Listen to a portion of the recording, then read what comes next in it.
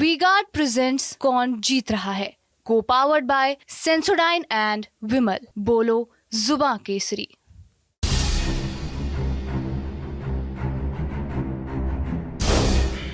हम बनारस में हैं। बनारस यानी कि प्रधानमंत्री नरेंद्र मोदी की लोकसभा सीट, जहां से लगातार वो 2 बार से सांसद हैं और तीसरी मर्तबा चुनावी मैदान में हैं, प्रधानमंत्री के साथ साथ एक सांसद के तौर पर।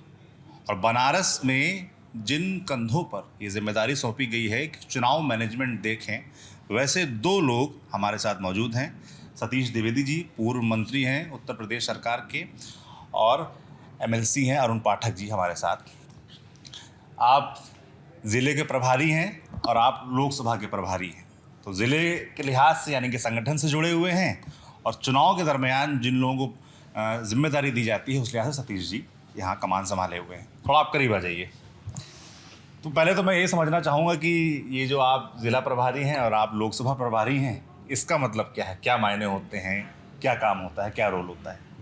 अरुण जी बताइए। नहीं, अभी तो चुनाव के समय एक ही काम है कि अब की बार 400 पार, 4 जून 400 पार, और भारतवर्ष की जो सबसे बड़ी जीत है वो हमारे बनारस के सांसद और देश के प्रधानमंत्री नरेंद्र मोदी जी, उनको मिलेगी। और काशी की जनता ने ये मूड बना लिया है, काशी के लोगों ने मूड बना लिया है, काशी के महिला, किसान और युवा, इस सब ने ये मूड बना लिया है कि अब की हम अपने। और मैं एक बात और बताना चाहता हूँ कि 10 वर्ष पहले वो मेरे मोदी थे, और 10 वर्षों में जो आदरणीय मोदी जी ने काम किया वो हमार मोदी हो गए हैं। ये जो सफ़र है 10 वर्षों का मेरे मोदी से हमार मोदी तक, ये केवल सांसद रहने से नहीं आता। ये जब आपका अपने मतदाताओं के साथ अपने उनको परिवार के रूप में मानकर उनसे जब आपका एक सामंजस्य बैठता है, प्यार होता है, मोहब्बत होती है, स्नेह होता है, लगाव होता है, अपनापन होता है, तब मेरे मोदी से हमार मोदी बनता है। तो कुल मिलाकर अभी 1 हफ्ते बाद, लगभग 8 दिन बाद चुनाव है, और संगठन और पूरी भारतीय जनता पार्टी के कार्यकर्ता, काशी की जनता, काशी के लोग, प्रबुद्ध लोग, हर वर्ग के लोग, हर जाति के लोग, हर पंथ के लोग ने जो नारा था कि सबका साथ, सबका विकास, सबका विश्वास, उसमें लोगों ने अपने लिए एक शब्द और जोड़ लिया है, सबका प्रयास। तो सबके प्रयास से अब की 1 जून को हम आदरणीय नरेंद्र मोदी जी, देश के प्रधानमंत्री जी को तीसरी बार पुनः भारतवर्ष के प्रधानमंत्री के रूप में देखना चाहते हैं। और उसके बहुत सारे कारण कर क्या रहे हैं ये बताइए चुनाव में? हाँ, चुनाव में जो एक तो भारतीय जनता पार्टी के कार्यकर्ताओं के साथ एक प्लस पॉइंट जो किसी अन्य भी राजनीतिक दल में नहीं है, वो है कि भारतीय जनता पार्टी का कार्यकर्ता पॉलिटिकल कार्यकर्ता प्लस सोशल वर्कर दोनों है। अन्य पार्टियों में ये लोग केवल पॉलिटिकल वर्कर होते हैं, जो केवल पॉलिटिक्स के समय या चुनाव के समय दिखते हैं। और बीजेपी का कार्यकर्ता चूँकि सोशल वर्कर भी है, इसलिए साल भर जनता के बीच में रहता है, लोगों के बीच में रहता है। और पॉलिटिक्स के समय जिसमें हमारा बूथ प्रबंधन होता है, बूथ पर लोग होते हैं, विभिन्न प्रकार के जो लोग हैं उनके साथ संपर्क होता है। अभी आपने देखा होगा कि जब आदरणीय मोदी जी नामांकन कराने आए, उसके पहले जो हमारा रोड शो था, तो उस रोड शो में लगभग काशी की पूरी जनता उमड़ पड़ी, और उस पूरा आपको लग रहा होगा लघु भारत। ये काशी का सौभाग्य है कि यहाँ पर कई भाषा प्रांत के लोग यहाँ पर रहते हैं। सब अपने अपने स्तर से अपने नेता के पक्ष में उस रोड शो में हम लोग को एकत्र दिखाई पड़े, जो ये बताता है कि कितना स्नेह है लोगों का, काशी के लोगों का मोदी जी के प्रति और मोदी जी का काशी के प्रति। तो अब इसमें जो लोगों तक चूँकि हमको अपने विचार पहुँचाने हैं, अपनी नीति पहुँचानी है, अपने कार्यक्रम पहुँचाने, लोगों को पता भी उसमें अधिकांश चीज़ें पता होती है। उसके बाद भी जैसे कि जब कोई एग्ज़ाम आता है तो एक बार रिवीजन किया जाता है, तो उस रिवीजन की वजह से हमारे कार्यकर्ता घर घर जा रहे हैं, उसमें जो हमारी स्कीम है उसको बता रहे हैं, एक पंपलेट है उसको भी दे रहे हैं, और जो प्रचार की सामग्री होती है उसमें लोगों को समझा रहे हैं। और जब उनका हम लोग आउटपुट लेते हैं कि कैसा अनुभव आपका रहा, तो लोग अपने संस्मरण सुनाते हैं, मज़ेदार हैं। कोई लोग बुजुर्ग माताएं कहती हैं कि नहीं, हम तो मोदी जी को दे रहे हैं। लोगों को अपने संस्मरण सुनाने में आँख में आंसू तक आ जाते हैं कि किस प्रकार से मोदी जी ने उनको इस गरीबी की रेखा से ऊपर उठाया है, किस प्रकार से उनको उनके जीवन स्तर को बढ़ाया है, चाहे वो रहने का स्तर हो। शिकायतें भी तो आती होंगी। शिकायतें ये हो सकता है कि जो कि मैं इसको इस रूप में लेता हूँ, शिकायत शब्द नहीं, उसको उल्हाना शब्द बोले। उल्हाना इस बात का हो सकता है कि हर व्यक्ति मोदी जी को अपने बीच में चाहता है, और पूरे देश के में एक ऐसे मात्र प्रधानमंत्री जो सबसे ज़्यादा अपनी लोकसभा क्षेत्रों में आए हैं, इतनी व्यस्तता के बाद भी आते हैं, लोगों से मिलते हैं। तो उल्हाना प्यार भरा होता है। उल्हाना इस बात का होता है कि कोई उनको अपना बेटा मानता है, कोई उनको अपना भाई मानता है। तो एक परिवार में जिस प्रकार की शिकायतें रहती हैं, हल्की फुल्की उस टाइप की शिकायतें। जी सतीश जी, आप लोकसभा के प्रभारी हैं, ये तो जिला प्रभारी हैं। तो लोकसभा प्रभारी चुनाव के वक्त ये पद दिया जाता है, ये जिम्मेदारी दी जाती है, क्या काम रहता है आपका? देखिए, भाजपा एक अलग ढंग का संगठन है। सामूहिकता के आधार पर काम करती है पार्टी, और एक टीम काम करती है। एक दायित्व का विभाजन काम की दृष्टि से भले हो जाता है, कोई लोकसभा प्रभारी है, कोई संयोजक है, कोई समन्वय है, कोई जिला प्रभारी है, जिला अध्यक्ष है, महानगर अध्यक्ष, लेकिन हम सब एक टीम की तरह काम कर रहे हैं। यहाँ कोई किसी की मॉनिटरिंग नहीं करता है, कोई किसी का अधिकारी नहीं होता है। हम सब कार्यकर्ता भाव से, एक टीम भावना से काम कर रहे हैं। चुनाव में कुछ काम अलग हो जाते हैं, कुछ काम बढ़ जाते हैं, तो इसलिए एक टीम बनती है, थोड़ी बड़ी टीम बनती है। तो हम सब मिलकर के, जो जैसे अभी अरुण जी बता रहे थे, तो हमारे प्रधानमंत्री जी के कार्यों को, हमारी सरकार के कार्यों को हर गांव, हर बूथ, हर घर तक पहुंचाना, उसके लिए टीमें बनाना, और तमाम छोटी छोटी नुक्कड़ सभाएं, चौपाल हो रही हैं, उनकी व्यवस्था करना। माननीय प्रधानमंत्री जी का हर बार यहाँ उनके नामांकन की पूर्व संध्या पर रोड शो होता है, इस बार भी हुआ, तो उस रोड शो की तैयारी करना, लोगों को आमंत्रित करना, तो ये सब तमाम तरह के काम प्रचार की दृष्टि से भी, कार्यकर्ताओं के मोबिलाइजेशन की दृष्टि से भी, पब्लिक को अपने नेता से कनेक्ट करने की दृष्टि से भी, ये सब चीज़ें जो रहती हैं वो सब हम सब लोग मिलकर कर रहे हैं। और ऊपर से खास निर्देश भी आते हैं क्या, क्योंकि हॉट सीट है, प्रधानमंत्री नरेंद्र मोदी की सीट है, तो ऊपर से कुछ खास निर्देश भी आते हैं इस सीट को लेकर, से कोई ज़्यादा नज़र रहती है इस पर, और जाहिर सी बात है कि भाई कुछ टारगेट भी दिए जाते होंगे आप लोगों को कि भाई पिछली बार का मार्जिन ये था, क्या इस बार मार्जिन बढ़ेगा? भारतीय जनता पार्टी अपने हर लोकसभा सीट को उतनी ही महत्वपूर्ण मान के, उतनी ही गंभीरता से लड़ती है। लोकसभा चुनाव हो, विधानसभा चुनाव हो, पंचायत का चुनाव हो, हर चुनाव को पूरी गंभीरता से भारतीय जनता पार्टी लड़ती है। कोई ऐसा निर्देश ऊपर से नहीं आता है, क्योंकि एक पैटर्न है, एक अनवरत वर्ष पर्यंत काम करने वाला संगठन है। आप सब जानते हैं कि चुनाव में क्या करना है। हाँ, ये सीट विशेष जरूर है, क्योंकि यहाँ के लोग केवल सांसद नहीं चुनते हैं, प्रधानमंत्री चुनते हैं, वो भी मोदी जी जैसा प्रधानमंत्री चुनते हैं, जो दुनिया का सर्वाधिक लोकप्रिय नेता है। तो यहाँ का टारगेट बनारस के कार्यकर्ता और बनारस के लोग सेट कर देते हैं। अब बनारस के कार्यकर्ताओं की इच्छा ये है, बनारस के छोटे बड़े जनप्रतिनिधियों की इच्छा, बनारस की जनता की इच्छा ये है कि हमारे प्रधानमंत्री जी, हमारे मोदी जी ऐतिहासिक अंतर से चुनाव, यहाँ जीत हार की लड़ाई नहीं है, यहाँ अंतर बढ़ाने की लड़ाई है, ऐतिहासिक मतों से जीतने चाहिए। और कभी कभी कोई इच्छा, जैसे प्रधानमंत्री जी रोड शो के बाद अगले दिन जब कार्यकर्ताओं की बैठक कर रहे थे, उन्होंने कार्यकर्ताओं को धन्यवाद दिया। उन्होंने कहा 14 से बड़ा रोड शो 19 का हुआ, 19 से बड़ा रोड शो 24 का हुआ। देश में जितने रोड शो हुए सबसे अद्भुत बनारस का रोड शो था, उसके लिए थैंक यू बोला, और कहा कि बड़ी संख्या में महिलाएं रोड शो में शामिल थीं, इसलिए मैं नारी शक्ति से अलग से संवाद करना चाहता हूँ।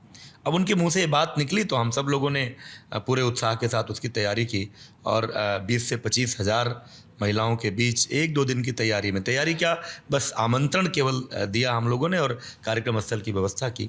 तो एक ऐतिहासिक संवाद नारी शक्ति के साथ उन्होंने किया। तो यही कुछ ये सीट विशेष है, यहाँ के प्रत्याशी विशेष हैं, यहाँ के नेता विशेष हैं, लेकिन भारतीय जनता पार्टी हर सीट को, हर क्षेत्र को पूरी गंभीरता से लड़ती है, यहाँ भी लड़ रही है।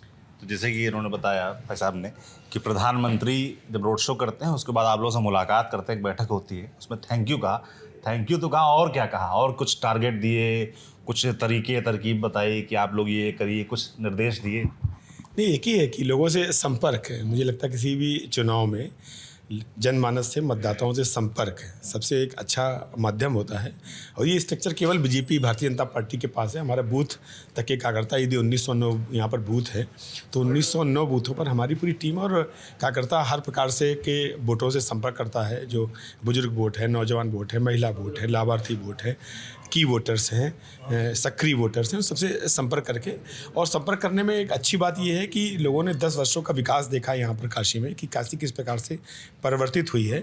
अब जैसे आपने विकास की बात की, तो क्या क्या आप लोग जनता के बीच रख रहे हैं, क्या क्या काम रख रहे हैं कि ये काम प्रधानमंत्री ने किए, ये काम प्रधानमंत्री? आप जब जनता ये बात रखती है कि काशी की चाहे यातायात व्यवस्था हो, चाहे यहाँ पर अभी बनारस डेयरी का उत्पादन शुरू हुआ है, यहाँ पे इतने हाईवे बने हैं, घाटों का सुंदरीकरण हुआ है, लोगों को यहाँ पर इस प्रकार से जॉब मिले हैं, तो हर प्रकार से एक काशी का पूरा जो संपूर्ण विकास है वो लोगों को खुद ही दिखाई पड़ता है। लोग उसको देख भी रहे हैं कि किस प्रकार से काशी का विकास हुआ है। तो विकास मॉडल आप लोग सामने रख रहे हैं, जनता की तरफ से कैसा रिस्पांस मिल रहा है विकास की जो बात आप लोग कर रहे हैं? कुछ चैलेंजेस भी तो आ रहे होंगे कुछ, क्योंकि जब हम लोगों के बीच बात कर रहे हैं तो सामने गठबंधन है ना, इस बार कांग्रेस और समाजवादी पार्टी गठबंधन है, तो उसको कितना बड़ा चैलेंज मान रहे हैं आप लोग, कांग्रेस और समाजवादी पार्टी का? देखिए, वैसे तो पूरे उत्तर प्रदेश में सौरभ जी इस गठबंधन का कोई जनता पर असर नहीं है, और वाराणसी में तो बिल्कुल नहीं है।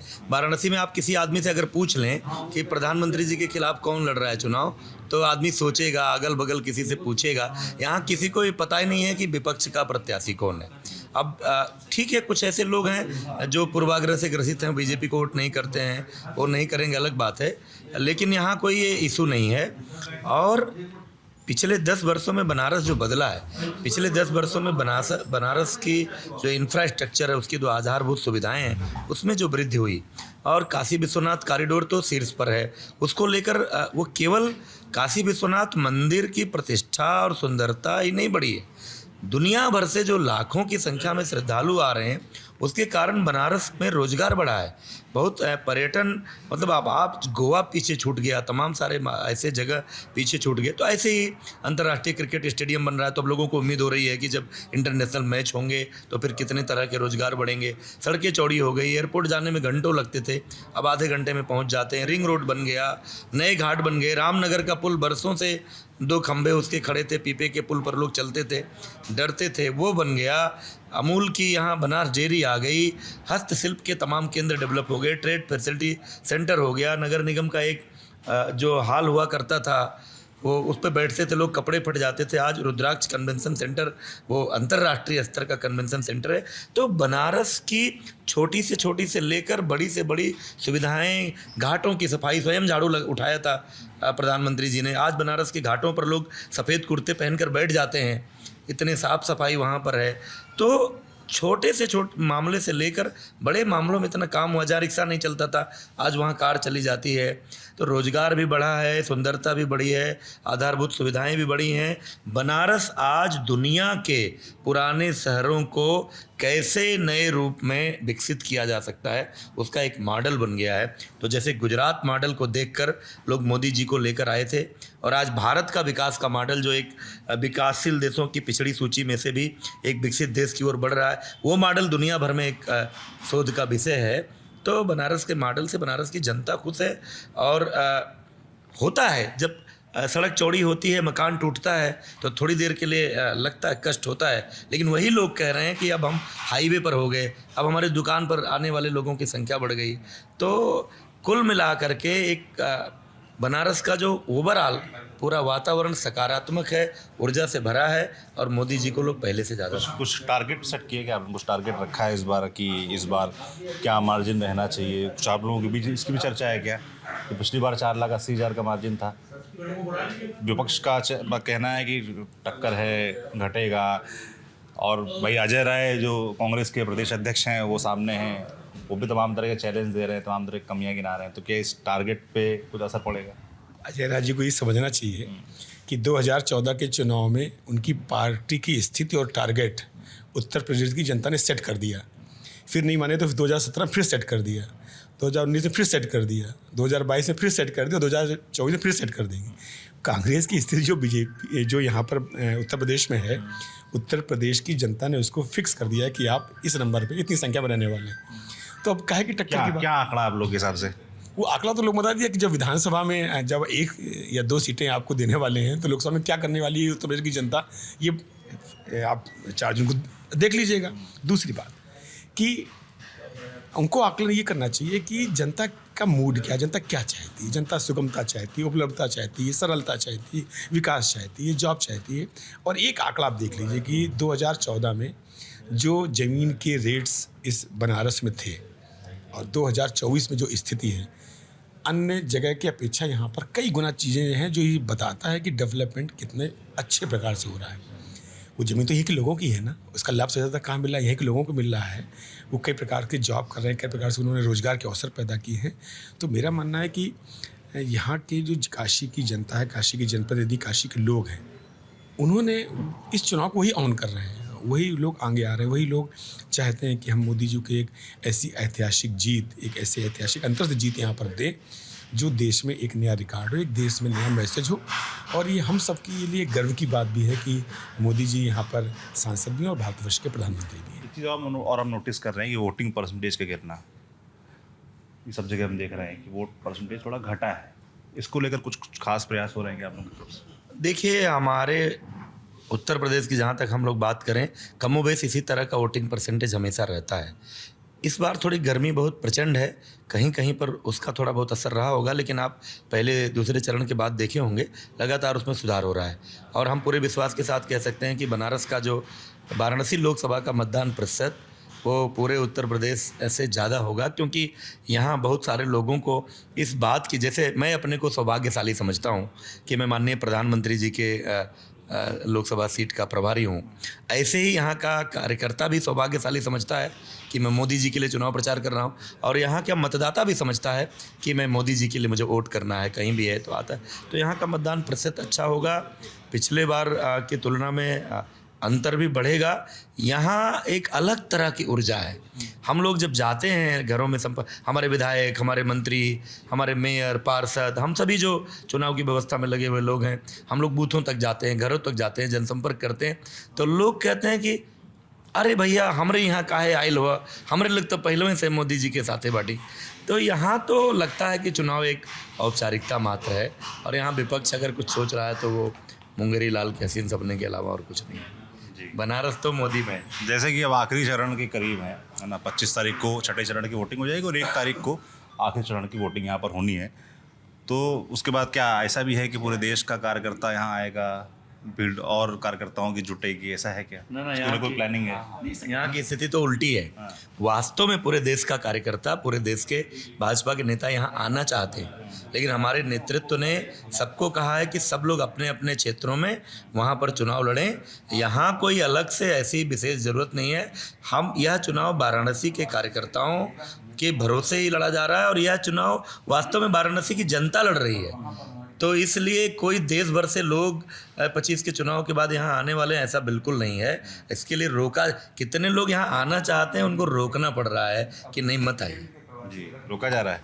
नहीं, रोका क्या कि हर आदमी अपने नेता क्या, मतलब ये जो चुनाव है ये काशी की जनता के द्वारा काशी के अपने सांसद के लिए लड़ा जा रहा है, और ऐसी कोई यहाँ पर हमारी योजना भी नहीं है, और ना कोई ऐसा कोई आना चाहता है। पर्यटन के रूप में लोग आते हैं यहाँ पर, आप देखते हैं 50,000 लोग आते हैं, तो वैसे लोग आ रहे हैं यहाँ पर, ऐसा कुछ है नहीं। चलिए, तो ये 2 खास लोग थे जो प्रधानमंत्री नरेंद्र मोदी का वाराणसी लोकसभा में जो चुनाव चल रहा है उसको मैनेज करने का काम कर रहे हैं। लोग तो, टीम तो बहुत बड़ी है, पर ये 2 इंपॉर्टेंट लोग थे, इन्होंने अपनी स्ट्रेटजी बताई, क्या चुनाव में हो रहा है वो बताया। आपको ये बातचीत कैसी लगी हमें कमेंट बॉक्स में लिखकर ज़रूर बताएं। बाकी देखते रहिए TV9 डिजिटल। शुक्रिया। वी-गार्ड प्रेजेंट्स कौन जीत रहा है, को पावर्ड बाय सेंसोडाइन एंड विमल। बोलो जुबां केसरी।